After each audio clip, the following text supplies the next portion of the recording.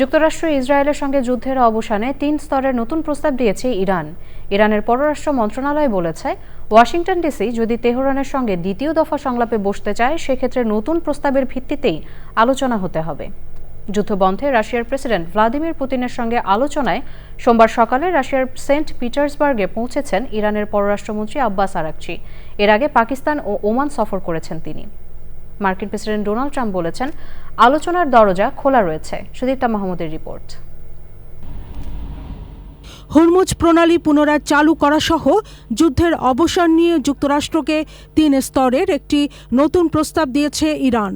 মধ্যস্থতাকারী দেশ হিসেবে পাকিস্তান এসব প্রস্তাব ওয়াশিংটন ডিসির কাছে ইতোমধ্যে পৌঁছে দিয়েছে।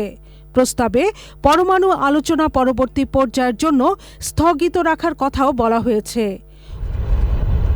যুদ্ধ ও অন্যান্য প্রাসঙ্গিক আলোচনা করতে রাশিয়া সফর করছেন ইরানের পররাষ্ট্রমন্ত্রী আব্বাস আরাকচি। এর আগে রাশিয়ার সংবাদ সংস্থা তাস ক্রেমলিনের মুখপাত্র দিমিত্রি পেসকভের বরাতে জানায়, ইরানের পররাষ্ট্রমন্ত্রীর সঙ্গে বৈঠকের পরিকল্পনা করছেন পুতিন।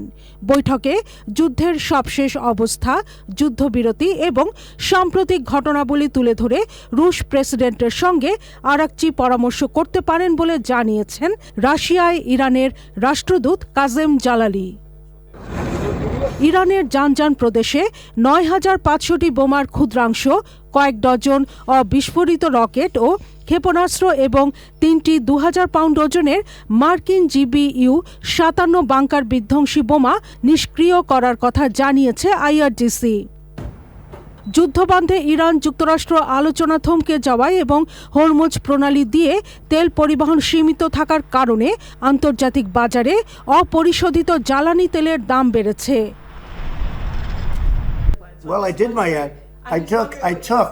যুক্তরাষ্ট্রের প্রেসিডেন্ট ডোনাল্ড ট্রাম্প রোববার ফক্স নিউজকে দেওয়া এক সাক্ষাৎকারে বলেন, তেহরান যদি কথা বলতে চায় তবে তারা ফোন করতে পারে।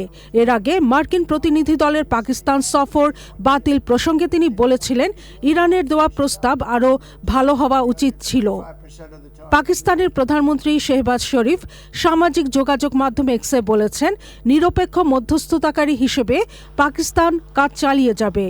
চলমান পরিস্থিতি নিয়ে ইরানের প্রেসিডেন্ট মাসুদ পেজেশকিয়ানের সঙ্গে ফোনালাপ করেন তিনি। Sudipta Mahmud, channel I.